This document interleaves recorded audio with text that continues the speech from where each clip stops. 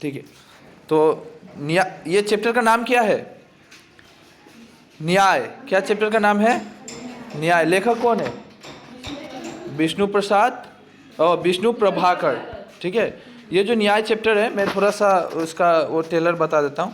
इसमें गौतम बुद्ध की कहानी सुना होगा, उनकी बचपन की कहानी है। सिद्धार्थ नाम था, तो उनकी कहानी है न्याय। और वो एक हंस को लेकर कहानियाँ होती है। एक्चुअल में हम जब थे क्लास में, हम क्लास 6 में इस कहानी को पढ़े थे, यही स्कूल में। अभी इसको क्लास 10 में देके रखा है। चलो ठीक है। देखना, विष्णु प्रभाकर राइटर के बारे में जानना जरूरी है। क्वेश्चन दे रहा है, हिंदी में आधुनिक एकांकी के जन्मदाताओं में से विष्णु प्रभाकर जी अन्यतम है।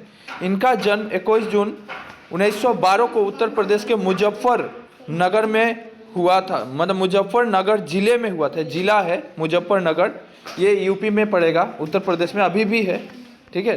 प्रभाकर जी ने नाटक और एकांकियों के अलावा अनेक उपन्यास, यात्रा, संस्मरण तथा कहानियों भी लिखे हैं। उनकी कृतियों में देश प्रेम, राष्ट्र प्रेम तथा सामाजिक विकास मुख्य प्रभाव है। मुख्य मतलब भाव है या प्रभाव देखने को मिलता है। आप मूलतः एकांकीकार है। आपके कुछ प्रमुख एकांकी संग्रह इस प्रकार है। 12 एकांकी। पहले हम लोग क्लास 10 में थे तो एकांकी पढ़ते थे। रीढ़ की हड्डी एक एकांकी है, राइटर खूब अच्छे थे। और वो हम लोग का परिपूरक पाठ था। मतलब वो तुम लोग का अभी बचित्र में ऐसा में ना, वो इस तरह था हम लोगों का, रीढ़ की हड्डी इस तरह एकांकी पढ़ता था। बहुत अच्छा कहानी होता है। मतलब एक तुम लोग वो देखता है ना, वो क्या एकांकी क्या होता है समझा देता हूँ। एकांकी मतलब तुम लोग ऐसा कोई टीवी में शो देखता है, सीरियल वगैरह, शुरुआत एक जगह से होता है, लास्ट में द एंड बहुत दिनों के बाद होता है। वैसा ही होता है। जैसे शुरुआत एक परिवार की, एक परिस्थिति की कहानी उठाई जाती है, राइटर लोग उठाते हैं, एक ही परिवार का, सिर्फ एक परिवार का जुड़ा रहेगा, वो एक ही परिवार का ही दिखाता है। और धीरे धीरे धीरे पार्ट बाई पार्ट चलते रहता है और लास्ट में जाके एंड होता है। उसी तरह एकांकी रहता है। थोड़ी सी मोटी बुक होती है, ज़्यादा मोटा भी नहीं। एक कहानी एक इंसान के ऊपर, प्रकाश और परछाई, इंसान, ये सब इनकी एकांकी है। क्या वो दोषी था आदि। आपके बहुचर्चित नाटकों में डॉक्टर तथा समाधि बड़े ही महत्वपूर्ण है। उनके महत्वपूर्ण नाटक भी लिखे थे। शंकरदेव द्वारा कई नाटक लिखे गए हैं। इसे सामिस में पढ़ेगा तुम लोग, कुछ नाटकों के नाम लिखने आता है। तो डॉक्टर लिखे थे एक नाटक, और समाधि बड़े ही महत्वपूर्ण है। मेरी प्रिय कहानी उनकी कहानियों का संग्रह है। इनका निधन 1 अप्रैल 2009 में हुआ था, 2009 को हुआ था यानी। तो अब एक क्वेश्चन बना लो, जल्दी से लिख लो। विष्णु प्रभाकर जी का जन्म कब और कहाँ हुआ था? क्वेश्चन लिख लो, आंसर बाद में लिखना है। आंसर तो यहीं पे, विष्णु प्रभाकर जी का जन्म कब और कहाँ हुआ था डायरेक्ट लिखना है। 21 जून 1912 को उत्तर प्रदेश के मुजफ्फरनगर जिले में हुआ था। क्वेश्चन बनेगा विष्णु प्रभाकर जी का जन्म कब और कहाँ हुआ था। क्वेश्चन लिख लो और आंसर यहीं पे है। ठीक है, आंसर यहीं पे है। प्रभाकर जी ने नाटक और एकांकियों के अलावा, अब इनका एक क्वेश्चन लिख लो। मृत्यु भी याद रखना चाहिए कि विष्णु प्रभाकर जी का मृत्यु कब हुई थी, डायरेक्ट निधन कब हुई थी, निधन लिखना। ठीक है, निधन लिखना। और एक क्वेश्चन बनाओ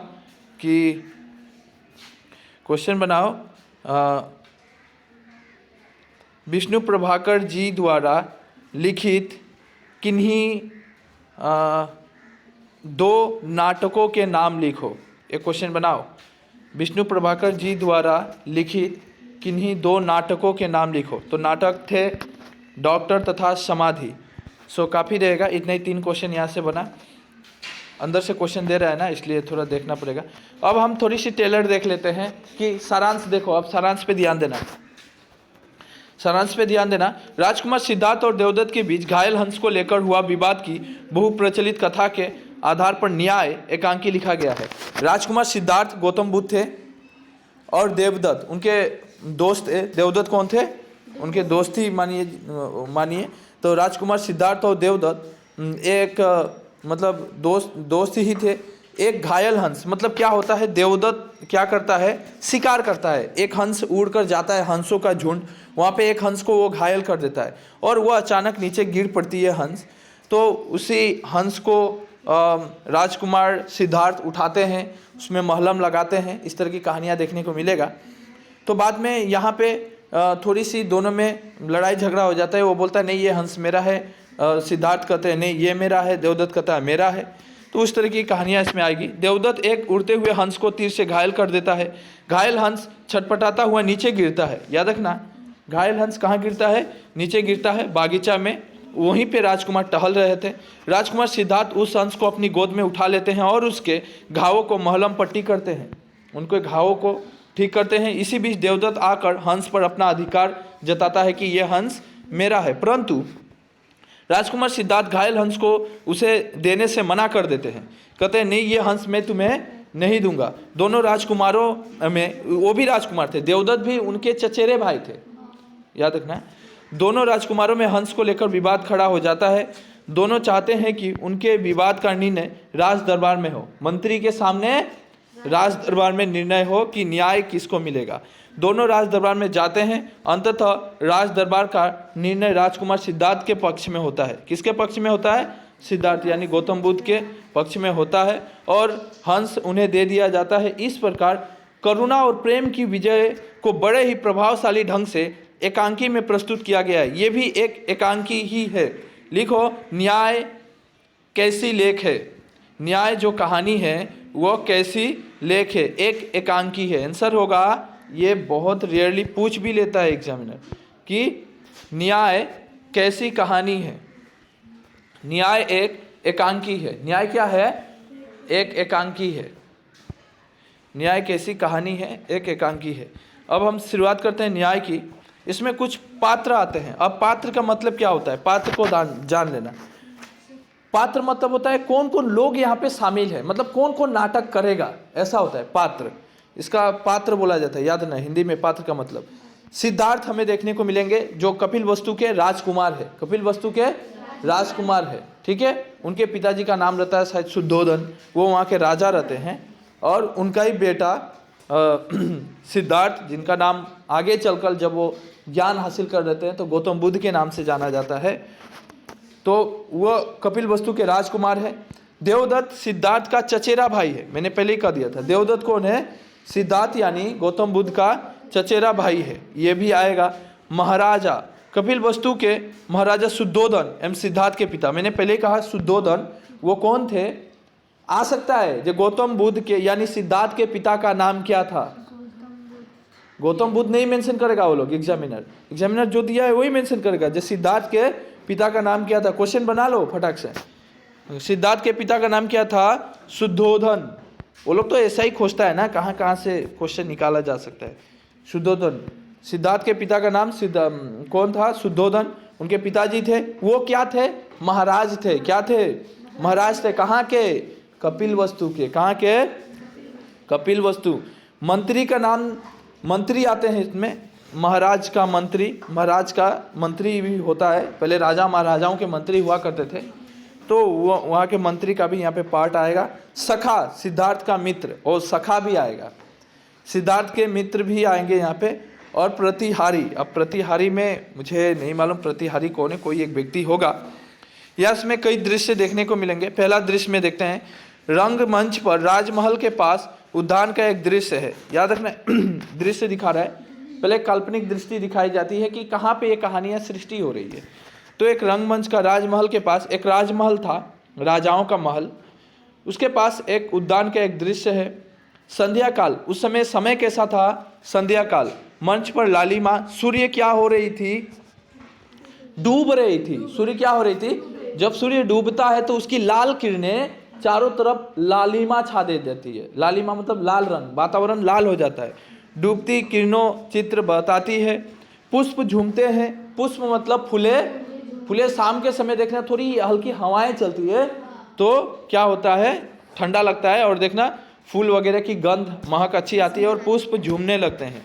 अच्छी यहाँ पे काल्पनिक दृष्टि दिखाए, काल्पनिक नहीं, यथार्थ को वर्णन किया गया है यहाँ पे। वन से लौटती गौओं का स्वर उठता है। शाम के समय वहाँ पे पहले लोग गाय का पालन अधिक करते थे। सभी ग्वालों, जिस तरह वृंदावन मथुरा वहाँ उधर जाएगा, हाँ, वहाँ पर भी मतलब कृष्ण की कहानियों में ग्वाल बालों के ऊपर जो कहानियाँ लिखी गई है, मीराबाई का जो चैप्टर हम पढ़े थे, इसी तरह यहाँ भी वही बताया गया है कि वन से शाम के समय सब पंछी जीव अपने अपने घर आते हैं। ये जरूरी नहीं है कि इंसान ही सिर्फ अपने घर जाता है, पंछी वगैरह सब सुबह उठकर निकलते हैं और दाना चुनकर शाम को घर लेते हैं।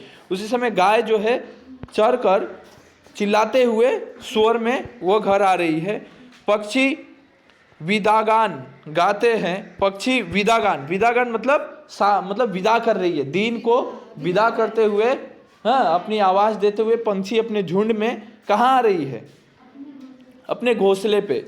उद्यान में इस समय कपिलवस्तु के राजकुमार सिद्धार्थ प्रसन्न मन से एक वेदी पर बैठे हैं। सिद्धार्थ क्या होते हैं? उद्यान मतलब वहाँ पे एक वाटिका जैसा था, वहाँ पे वे क्या कर रहे हैं?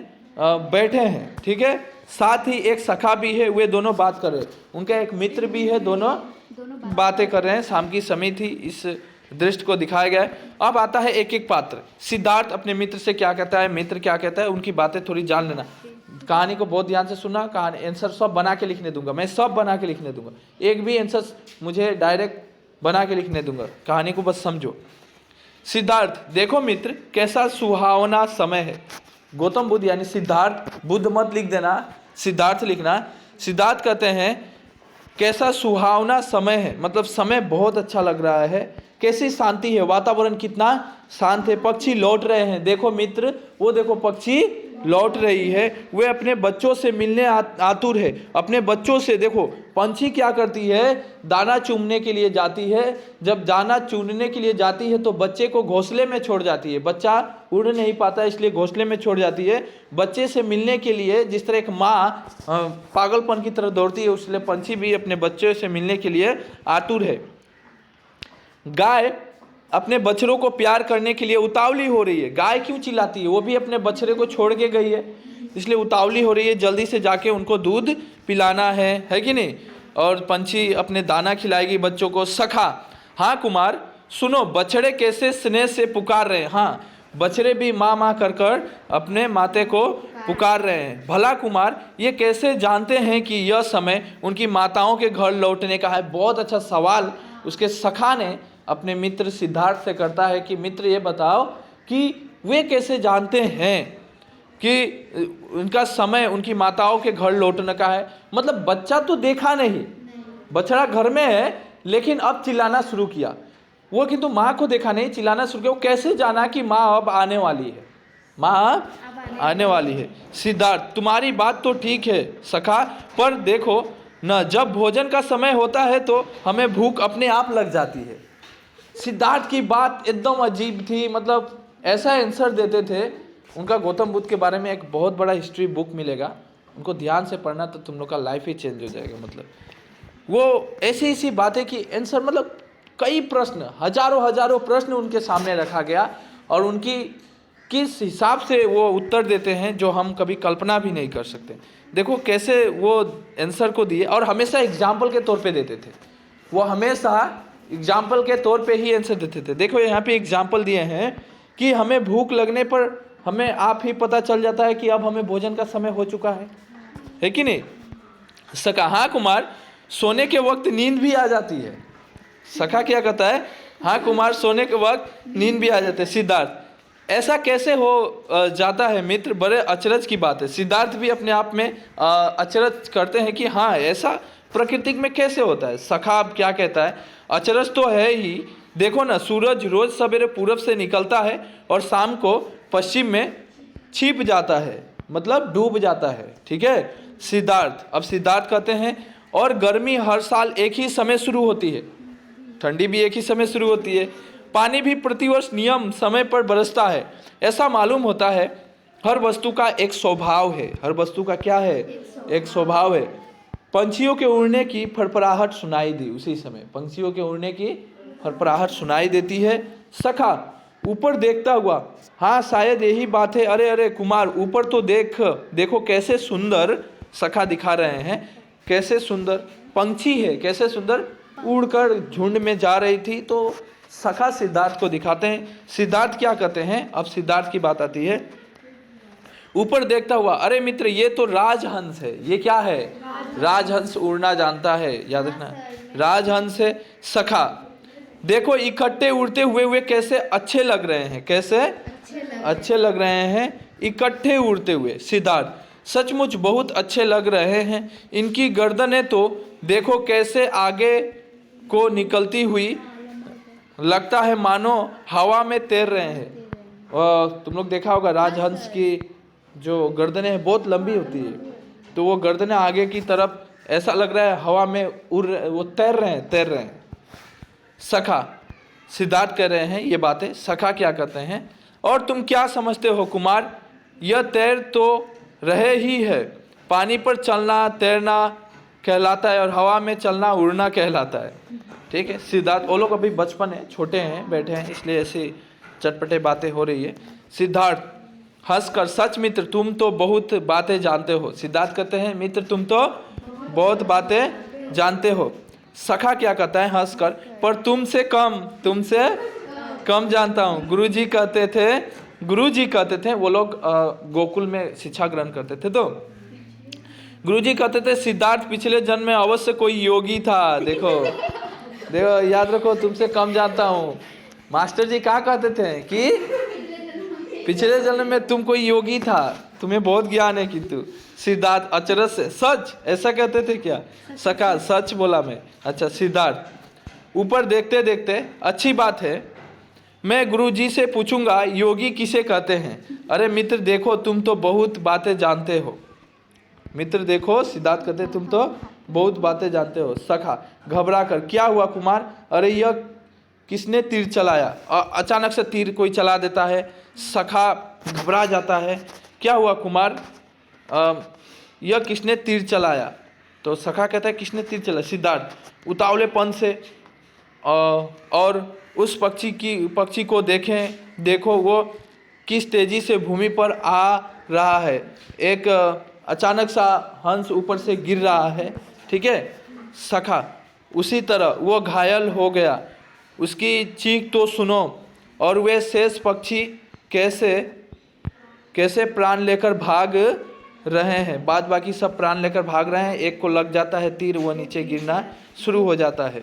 कहानियाँ ऐसे होती है, और जो भी क्वेश्चन आएगा इधर से ही बनेगा। हंस चीखा, उसका भूमि पर आते हुए दिखाई देना। सिद्धार्थ आगे बढ़ते हैं, हंस उसके पास आ गिरता है। उसके शरीर में तीर लगा हुआ है और रक्त बह रहा है। कुमार करुणा से ओतप्रोत होकर उसे उठा लेते हैं और गोद में रखकर उसे संभालते हैं। अचानक सा उठाते हैं, गोद में रखकर से संभालते हैं। क्वेश्चन एक आया था जो एग्जाम में कल ही परसों देखने को मिला कि सिद्धार्थ ने घायल हंस की उपचार कैसे किया। तो यहाँ पे आएगा, अब आंसर आएगा तुम लोग को। सिद्धार्थ किस निर्दयी ने इस भोले भाले पक्षी को घायल किया? सिद्धार्थ मतलब मन में क्रोध कर रहे हैं, किसका दया नहीं है कि इस हंस पर वह तीर चला दी, वान चला दी। इसने किसी का क्या बिगाड़ा था? सखा यह सुंदर जो है, यह सुंदर है इसलिए तीर मारा। प्यारा जो लगता है। ठीक है। तो सिद्धार्थ हंस के शरीर से तीर निकालते हुए, क्यों? सुंदर होना पाप है क्या? क्या प्यारा लगना बुरा है? सिद्धार्थ प्रश्न करते हैं अपने सखा से। माँ जब मुझसे कहती है सिद्धार्थ तुम कितने प्यारे हो, तो वे मुझे मारती नहीं, बल्कि मुझे और भी ज़्यादा प्यार करती है। मम्मी जब मुझे कहती है तुम प्यारा हो, तो मम्मी तो मुझे आदर करती है, पर तुम जो कह रहा है ये इतना प्यारा लग रहा है, तो इसे क्यों मारा उसने, जो भी इंसान मारा है? तीर निकल जाने पर हंस सुख अनुभव करता है और बड़े अनुराग से कुमार की गोद में चिपक जाता है। कुमार स्नेह से उसके शरीर पर हाथ फेरते हैं। क्या करते हैं? हाथ फेरते हैं। सखा तुम मनुष्य हो कुमार, मनुष्य को इस प्रकार नहीं मारा जाता। सखा कहता है तुम मनुष्य है इसलिए तेरा मम्मी प्यार करती है, या तुम्हें कोई मारता नहीं है। सिद्धार्थ और पक्षी को मारा जाता है। सिद्धार्थ गुस्सा हो जाते हैं अपने सखा पे, कहते क्या वो पक्षी को मारा जाता है, इंसान को नहीं मारा जाता। सखा, हाँ पक्षी का शिकार खेलना मनुष्यों का धर्म है, पक्षी का शिकार खेलना मनुष्यों का धर्म है। यहाँ पे दोनों सखा के द्वारा राइटर ये दिखाना चाहते हैं धर्म और धर्म क्या है, धर्म अधर्म क्या है। अब समझ में आएगा। सिद्धार्थ इसकी पूरी मतलब पूरी शांत भाव से इसका आंसर देंगे, देखना उत्तर देंगे। ये सखा कहता है पक्षियों का शिकार खेलना मनुष्यों का धर्म है, विशेषकर क्षत्रियों का, विशेषकर क्षत्रियों का। सिद्धार्थ, अब सिद्धार्थ क्या कहते हैं, पर मैं पूछता हूं यह धर्म किसने बनाया? शक्ति तो मनुष्य के हाथ में है, वह अपने स्वार्थ के लिए जो चाहे कर लेता है। अच्छा मैं कहता हूं तुम इस पक्षी को ध्यान से देखो, पक्षी को ध्यान से देखो तो तुम, अपने मित्र को कहते हैं देखो तो तुम।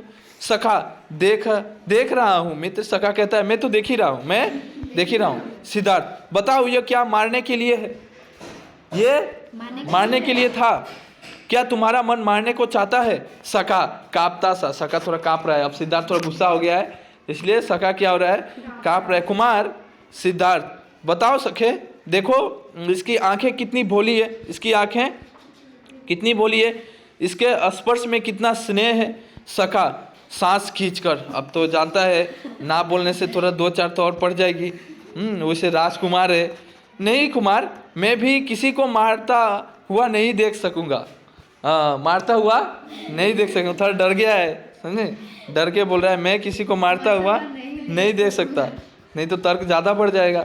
सिद्धार्थ, तुम ही नहीं मित्र, कोई भी व्यक्ति जिसके पास हृदय है इन निर्दोष पक्षियों को मारना पसंद नहीं करेगा। लेकिन हाँ, तुम दौड़कर राजवेद से मरहम तो ले आओ, जाओ मरहम लेके आओ। वह उसको दायित्व मिल जाता है, जा मरहम लेके आ। सखा, अभी जाता हूँ। सखा जाता है और कुमार देवदत्त तेजी से आते हैं। कुमार देवदत्त तेजी से आते हैं। देवदत्त, सिद्धार्थ, क्या तुमने मेरा हंस देखा है? सिद्धार्थ, तुम्हारा हंस? सिद्धार्थ बोलता है तुम्हारा हंस? अच्छा। देवदत्त, अब इन दोनों का तर्क वितर्क थोड़ी देखने को मिलेगा, बाद में देखना, मुहर्रम आता है, हैं? देवदत्त, हाँ, अभी मैंने एक उड़ते हुए हंस को तीर मारकर नीचे गिराया था। मैंने अपनी आंखों से उसे गिरते देखा है, वह इधर ही कहीं आया है। हंसकर, कुमार, मेरा लक्ष्य अब पूर्णतः सध गया है। कल मैं गुरुजी से कहूँगा, वे कितने प्रसन्न होंगे। तुम मेरी गवाही दोगे ना? मतलब वह देवदत्त कहता है कि गुरुजी मुझे वाहन चलाना सिखाए थे, उसका मैं प्रैक्टिस करने के लिए वो किसको मारा था? हंस को मार दिया। हाँ, आप गवाह देने के लिए तुम आ जाना जहाँ मैं ही मारा था। सिद्धार्थ, हाँ मैं तुम्हारी गवाही दूंगा देवदत्त, तुमने एक निर्दोष पक्षी की हत्या की है। हाँ, यही गवाही दूंगा मैं। सिद्धार्थ भी कहता है इसका प्रमाण यह हंस है। हंस को आगे बढ़ाते हैं, वह सहसा देवदत्त को देखकर चीखता है और सिद्धार्थ की गोद में दुबक जाता है। हंस को कहते हैं हाँ लो तुम्हारा हाथ। तो बाद में हंस क्या होता है, जो देवदत्त को देखकर चीखता है और तुरंत फिर आके किसकी गोद में? सिद्धार्थ की गोद में चिपक जाता है, याद रखना। हाँ, देवदत्त, आह मेरा हंस तुम्हारे पास है, लाओ पहले इसे मुझे दो, विवाद पीछे होगा, विवाद पीछे होगा। सिद्धार्थ, क्यों दूं?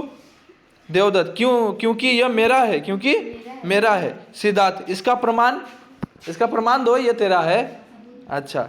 देवदत्त, प्रमाण? अरे प्रमाण क्या, मैंने इसे मारा है, इसके शरीर में मेरा तीर लगा है, इसके शरीर में मेरा तीर लगा है। सिद्धार्थ, तुमने मारा है परंतु मैंने बचाया है, इसलिए यह हंस मेरा है, यह हंस मेरा। तुमने मार दिया, मैं इसे बचा लिया, तो यह हंस किसका हो गया? अब मेरा हो गया।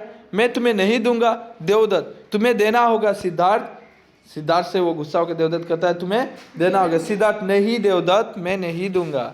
देवदत्त, तुम राजकुमार को इसलिए धौंस जमाना चाहते हो, पर तुम राजकुमार हो इसलिए धौंस जमाना चाहते हो, पर यह न भूलना कि मैं भी राजकुमार हूँ, मैं भी राजकुमार हूँ। तुम राजा का बेटा है इसलिए तुम अपना मतलब अधिकार जता रहा है, पर मेरा भी कुछ अधिकार है। धौंस जमा रहा है मतलब, है कि नहीं, वही अधिकारी जमाना। सिद्धार्थ मुस्कुराकर, मैं कब कहता हूँ तुम राजकुमार नहीं हो?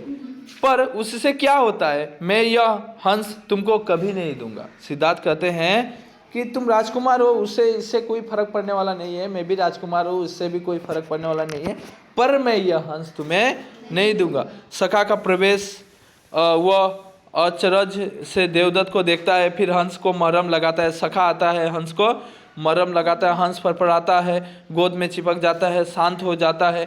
देवदत्त, कुमार मैं इसे लेकर छोड़ूंगा, यह मेरा है। सिद्धार्थ कहता है देखा जाएगा, तुम कैसे लेगा देखा जाएगा। देवदत्त क्रोध से, अब गुस्सा आ जाती है देवदत्त को। सिद्धार्थ, मैं क्षत्रिय हूँ और क्षत्रिय अपना शिकार नहीं छोड़ सकता, क्षत्रिय अपना शिकार नहीं छोड़ता। सिद्धार्थ दृढ़ स्वर में, मैं भी क्षत्रिय हूँ देवदत्त, और क्षत्रिय अपने शरणागत को नहीं छोड़ सकता। ये भी एक पॉइंट आता है, क्षत्रिय के शरण में कोई चला जाए तो क्षत्रिय उसे नहीं छोड़ सकता। दोनों का मतलब बातें लाजिम है, सही है, ठीक है। देवदत्त तिलमिलाकर कुमार सिद्धार्थ शांत स्वर में, ठीक है देवदत्त, मैं विवश हूँ, मैं विवश हूँ, गुस्सा होने की कोई बात नहीं, मैं विवश हूँ, मैं तुम्हें नहीं दे सकता। सखा, कुमार क्षमा करें, मैं कुछ निवेदन करूँ। उसी समय सखा का अंदर ज्ञान आ जाता है, सखा भी थोड़ी टैलेंट था, कहता है, दोनों में झगड़ा देखने लगता है, दोनों भाइयों में, दोनों तो भाई है ना, चचेरे भाई। बोलता है ठीक है मैं कुछ निवेदन करता हूँ। तो सिद्धार्थ, कहो मित्र, सिद्धार्थ कहते हैं कहो मित्र। सखा क्या कहते हैं, आप दोनों राजकुमार है, क्षत्रिय है, आपका झगड़ा इस प्रकार नहीं सुलझ सकता। मेरा सुझाव है कि हमें महाराज के पास चलना चाहिए। हमें कहाँ चलना चाहिए, महाराज के पास चलना चाहिए। देवदत्त क्रोध से, मैं अभी महाराज के पास जाता हूँ, मैं उनसे तुम्हारी शिकायत करूँगा। देवदत्त जल्दी से जाना चाहता है। मैं तब देखूँगा तुम मेरा हंस मुझे कैसे नहीं लौटाते, कैसे नहीं लौटे। पैर पटकता हुआ, पैर में माने मिट्टी पे पैर पटकता हुआ गुस्सा से जाता है। सिद्धार्थ, आओ मित्र, हम भी चले महाराज की इस निर्णय करेंगे, हम भी महाराज ही इसका निर्णय, हम भी चले महाराज के पास, महाराज ही इसका निर्णय करेंगे। सखा, चलो कुमार, चलो कुमार। दोनों जाते हैं। पट परिवर्तन, यहाँ पे दूसरा दृश्य आएगा,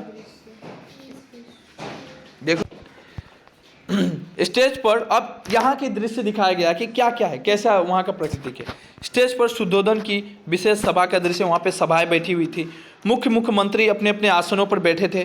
महाराज का आसन कुछ ऊंचा है, महाराज हमेशा ऊंचे पे बैठते हैं। मंत्री इस समय कुछ निवेदन कर रहे हैं, मंत्री महाराज से कुछ निवेदन कर रहे हैं। इसी समय प्रतिहारी प्रवेश करता है, प्रणाम करके वह खड़ा हो जाता है। महाराज पूछते हैं, मतलब देखो महाराज अपना पिता ही क्यों ना है महाराज, फिर भी परमिशन लेके बेटा को जाना पड़ता था सभा में। वहाँ पे महाराज, क्या है प्रतिहारी? प्रतिहारी कहता है, प्रतिहारी वो जो इन्फॉर्मेशन देते रहता है, महाराज की जय हो, राजकुमार देवदत्त आने की आज्ञा चाहते हैं। महाराज, इस समय आने दो, इस समय अच्छा आने दो। प्रतिहारी लौटता है, मंत्री फिर कुछ कहने लगते हैं। कुछ ही क्षण में देवदत्त प्रवेश करता है। देवदत्त, मैं महाराज, अब देवदत्त अपना पहले भाषण सुना देता है, क्या बातें हुई थी, अपनी कथा को वर्णन करता है। मैं महाराज को प्रणाम करता हूँ। महाराज, देवदत्त कहो इस समय कैसे आए, क्या उद्यान नहीं गए? देवदत्त, महाराज मैं अपना आपसे न्याय चाहता हूँ, राजकुमार मेरा हंस नहीं देते। महाराज मुस्कुरा कर, राजकुमार सिद्धार्थ? देवदत्त, हाँ महाराज, महाराज उसने तुम्हारा हंस छीन लिया। महाराज कहते हैं, अच्छा देवदत्त तुम्हारा हंस क्या सिद्धार्थ ने छीन लिया? देवदत्त, हाँ महाराज, मैंने उड़ते हुए हंस को अपने तीर से मारा, वह राजकुमार के पास जा गिरा, उन्होंने उसे उठा लिया, वे अब उसे नहीं लौटाते, न्याय से वो मेरा है, मुझे दिलवा दीजिए, बस दिला दीजिए, बस दिलवा दीजिए। महाराज, कुमार अब कहाँ है? अच्छा ये बताओ सिद्धार्थ कुमार कहाँ है? देवदत्त, उद्यान में है महाराज। अच्छा महाराज, प्रतिहारी, कुमार से कहो महाराज तुम्हें बुला रहे हैं। प्रतिहारी को कहा जाता है, कुमार जाओ, महाराज तुम्हें बुला रहे हैं। प्रतिहारी, जो आज्ञा महाराज। प्रतिहारी प्रणाम करके मुड़ता है। तभी राजकुमार सिद्धार्थ हंस को गोद में लिए वहाँ प्रवेश करते हैं। सिद्धार्थ अब क्या कहते हैं? सिद्धार्थ, आपको प्रणाम करते हैं महाराज। सखा, मैं भी आपको प्रणाम करता हूँ महाराज। सखा भी प्रणाम करता है महाराज को। न्याय के दरबार में दोनों पहुँचे हैं तीनों। महाराज, सिद्धार्थ, देवदत्त कहता है तुमने उसका हंस छीना है, तुमने उसका हंस छीना है, क्या यह ठीक है? यह जो हंस तुम्हारे गोद में है, क्या यह वही हंस है? सिद्धार्थ, जी महाराज, यह वही हंस है। महाराज, क्या यह देवदत्त का है? सिद्धार्थ, जी नहीं, यह मेरा है, यह मेरा है। महाराज, तुम्हारा?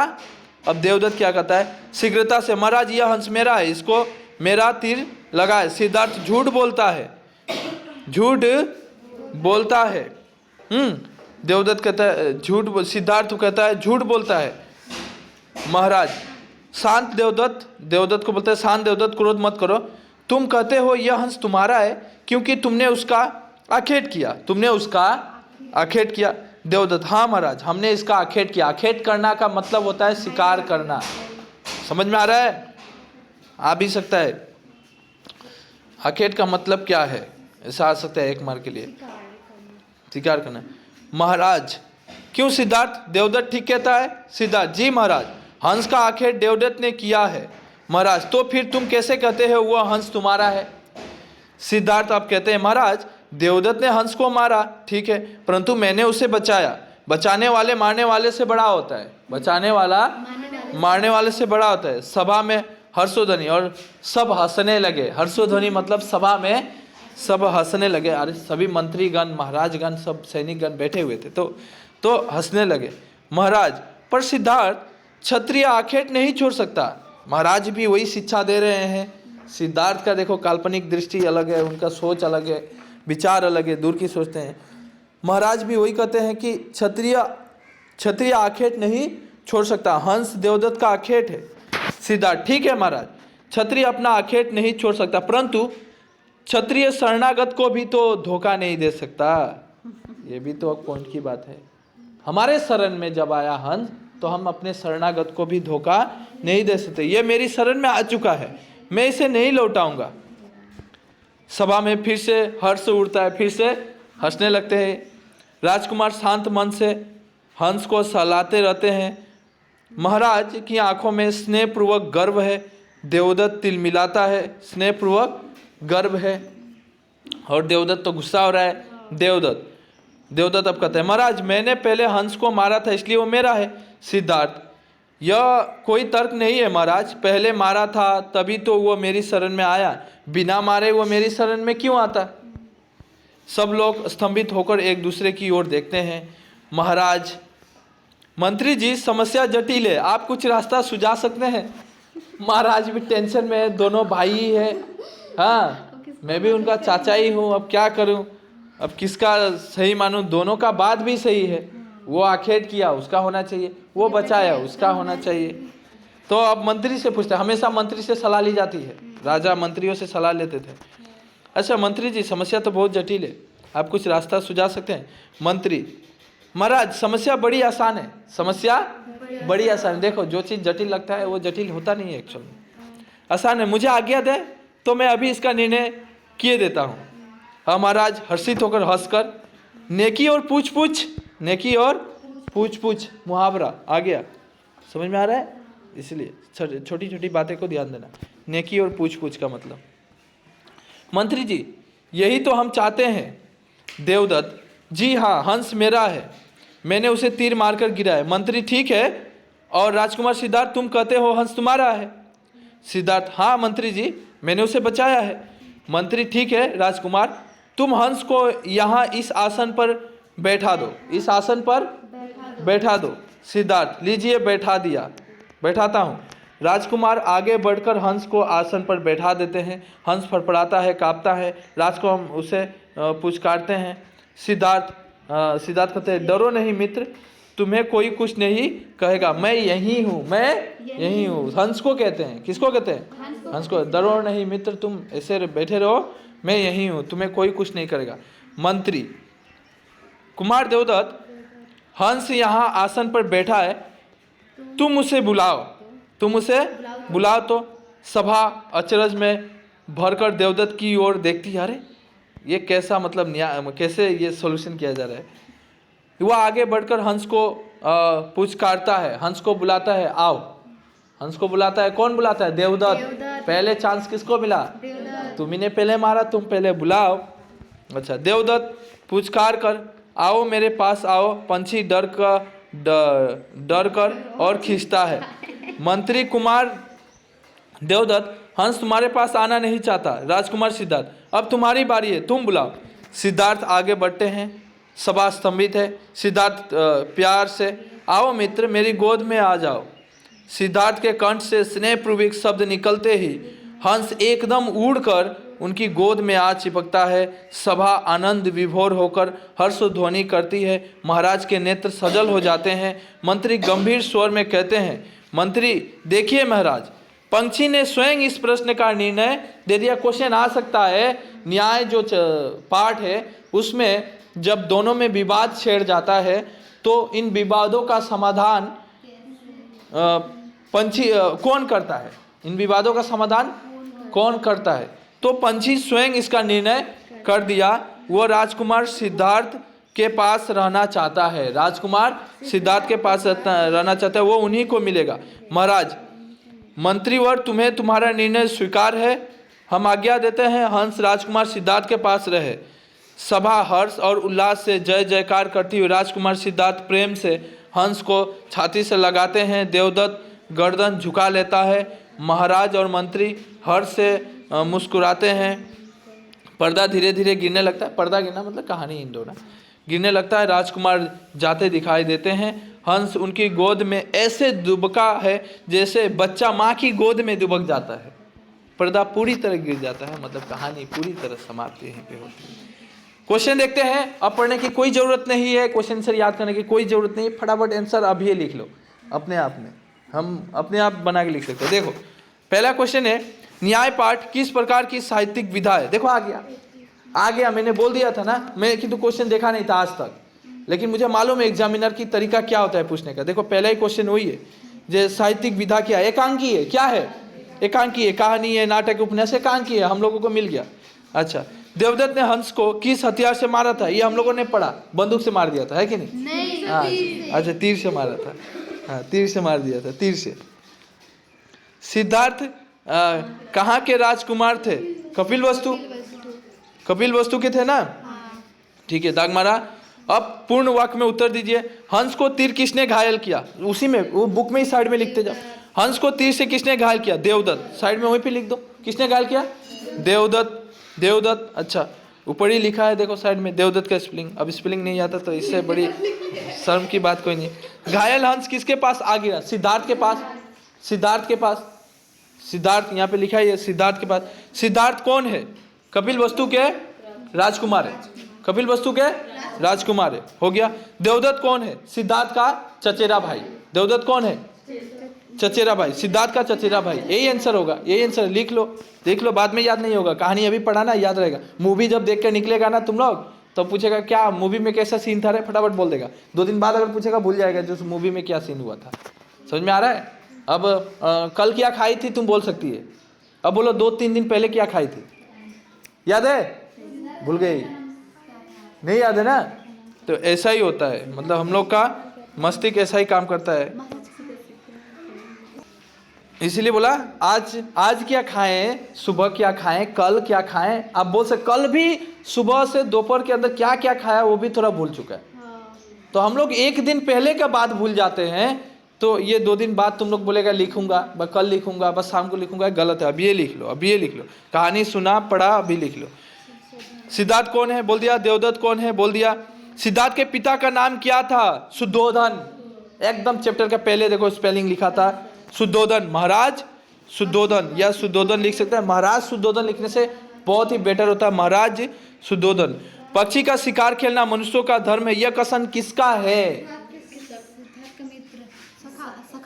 सखा का। सिद्धार्थ के सखा का, ऐसा आंसर देना। सिद्धार्थ के सखा का कथन है, ऐसा लिखना है। यह कथन सिद्धार्थ के सखा का है। ऐसे भी सिद्धार्थ के सखा का यह कथन है, जो भी है आगे पीछे कर। क्षत्रिय अपना शिकार नहीं छोड़ सकते, यह कथन किसका है? देवदत्त का। यह कथन किसका है? देवदत्त का। राइट, आंसर खत्म। याद भी हो रहा है? संक्षिप्त उत्तर दीजिए। राजकुमार सिद्धार्थ और उनके सखा के बीच क्या क्या बातें हो रही थी? इसका आंसर तुम लोग चलो 3 का क दाग मार लो, आंसर दे रहा हूँ। राजकुमार सिद्धार्थ और सखा के बीच क्या क्या बातें हो रही थी? यहाँ पे होगा राजकुमार सिद्धार्थ और सका के बीच, है ना। यहाँ से क्या क्या बातें हो रही थी कि यहाँ से इस तरह लिखना पड़ेगा।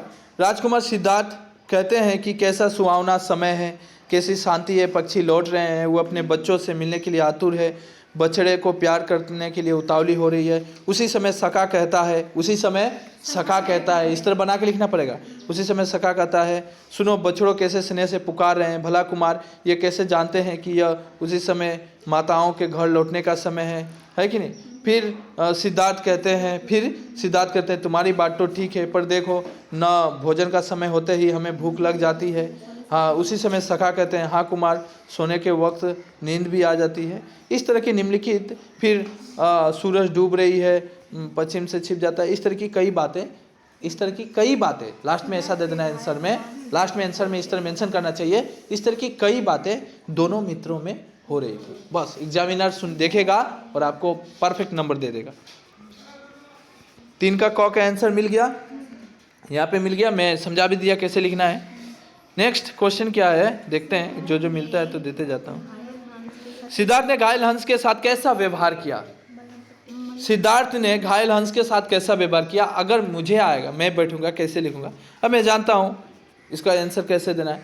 सिद्धार्थ ने घायल हंस को अपने गोद में उठाए, सिद्धार्थ ने घायल हंस को अपने गोद में उठाए, उसके शरीर से वान निकाला, वह उसके शरीर से वान निकाले, उसको स्नेह से क्या गए से अपनी स्नेह से हाथ उसके ऊपर पुचकारते रहे, है कि नहीं, सहलाते रहे। उसी समय अपने मित्र से वह महलम लाने के लिए कहते हैं, मित्र महलम लाता है और उस घायल हंस की महलम पट्टी वे खुद से करते हैं, तभी हंस को आराम मिल जाता है। तो इस तरह की बातें हमें लिखना पड़ेगा। हंस पर अपना अधिकार जताने के लिए देवदत्त ने क्या तर्क किया। हंस पर अपना, इस तरह लिखना है एग्जाम में, हंस पर अपना अधिकार जताने के लिए देवदत्त ने निम्नलिखित तर्क किए। पॉइंट नंबर 1, देवदत्त कहता है कि यह हंस मेरा है।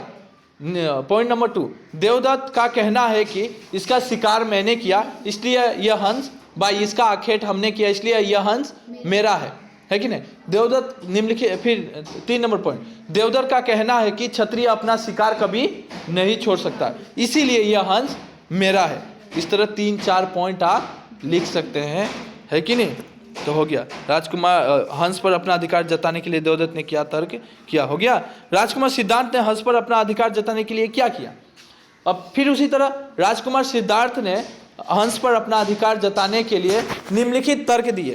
पॉइंट नंबर 1 रोमन नंबर 1 में दे सकते हैं, या स्टार मार्क देके आप पॉइंट लिख सकते हैं, या गोल देके पॉइंट लिख सकते हैं। एग्जाम में लिखने का तरीका है।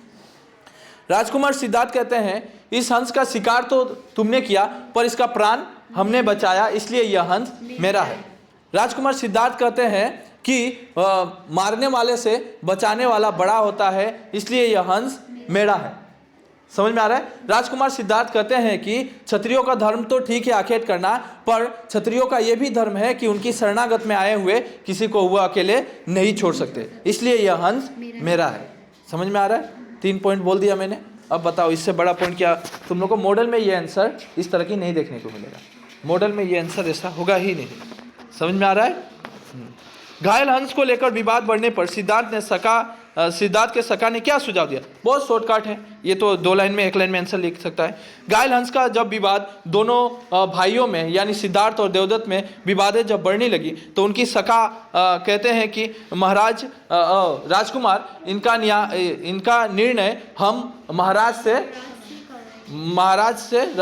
के राज दरबार में जाकर किया जा सकता है। इसका निर्णय महाराज के राज दरबार में जाकर किया जा सकता है। खत्म आंसर। अब सम्यक उत्तर दीजिए। सम्यक मतलब थोड़ी सी बड़ा करना है, ये लगभग 50 वर्ड से लिखा जाएगा। राजकुमार सिद्धार्थ और देवदत्त के विवाद का निर्णय मंत्री ने किस प्रकार दिया। हम बोलना चाहे तो हम बोल सकते हैं, आंसर बड़ी होगी ये सब। उसके बाद मैंने क्वेश्चन यही है, तुम लोग 4 नंबर और 3 नंबर का क्वेश्चन एक भी मत छोड़ो। एग्जाम में यहीं से क्वेश्चन आ रहा है, पूरा प्री फाइनल में भर के क्वेश्चन दिया है, सिर्फ 3 और 4 नंबर के अंदर, 3 और 4 नंबर के अंदर। बहुत अच्छा है। मैं शॉर्टकट 2-4 बातें बोल देता हूं। राजकुमार सिद्धार्थ ने देवदत्त और के विवाद का निर्णय मंत्री ने किस प्रकार किया। मंत्री ने जब देखें कि दोनों में विवादें बढ़ती जा रही है तो मंत्री ने कहा कि इस हंस को आसन में रख दो। आसन में जब सिद्धार्थ हंस को रख देते हैं तो हंस को मंत्री कहते हैं कि देवदत्त को पहले कहते हैं कि तुम उसे बुलाओ। जब देवदत्त उसे बुलाता है तो हंस उसके पास नहीं जाती है। फिर उसी समय मंत्री जी कहते हैं कि सिद्धार्थ को तुम अब बुलाओ। जब सिद्धार्थ उसको प्रेम से करुणा भाव से बुलाते हैं तो हंस उड़कर उनकी गोद में चली आती है। इसी प्रकार निर्णय किया जाता है। हो गया। राजकुमार सिद्धार्थ और देवदत्त की चारित्रिक की विशेषताओं का वर्णन करो।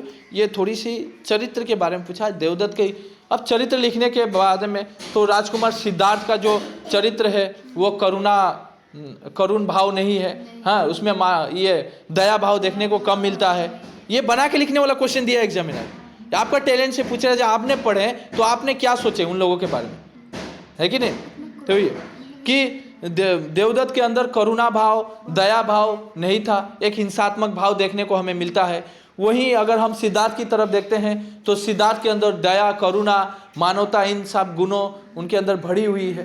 प्रकृति से प्रेम सिद्धार्थ के अंदर देखने को मिलता है, वहीं प्रकृति से प्रेम हमें देवदत्त के अंदर उतना देखने को नहीं मिला।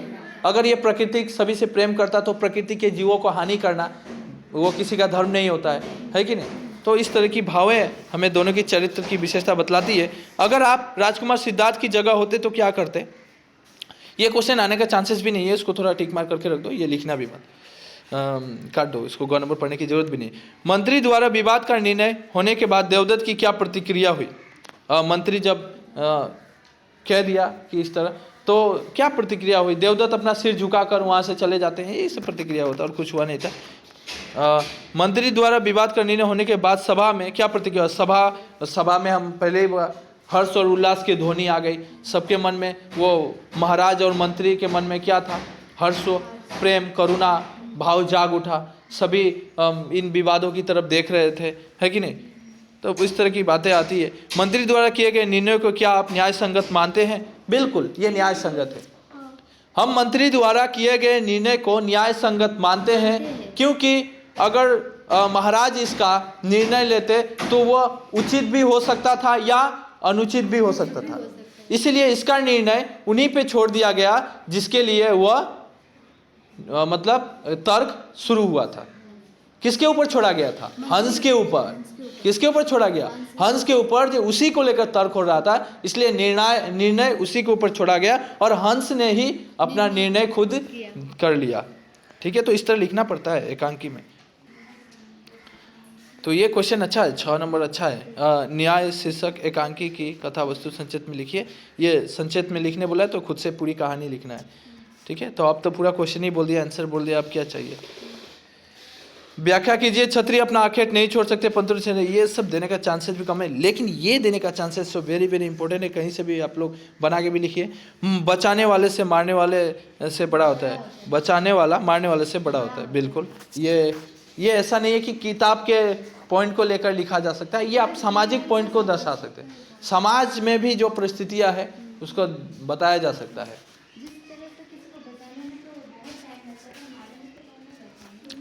तो ठीक है, काफ़ी था, पूरा आंसर भी मिल गया। तो आप लोगों को चैप्टर पढ़ाते हुए कैसा लगा, आप लोगों ने कैसा अनुभव किया, सब क्वेश्चन आंसर दे दिया गया है। आप लोगों को और चाहिए तो कमेंट कीजिएगा, इसलिए अपने दोस्तों को भी शेयर कीजिए कि ये जो चैनल है ये पूरा यहाँ पे क्वेश्चन आंसर दिया जा रहा है और चैप्टर भी एक्सप्लेन किया जा रहा है। ठीक है, तो आप अगर कहीं पे अगर स्कूलों में भी समझ में नहीं आते हो तो यहाँ पे समझ में आ जाएगा। अगर फिर भी समस्या है तो हमें कमेंट कीजिएगा। थैंक्स जरूर।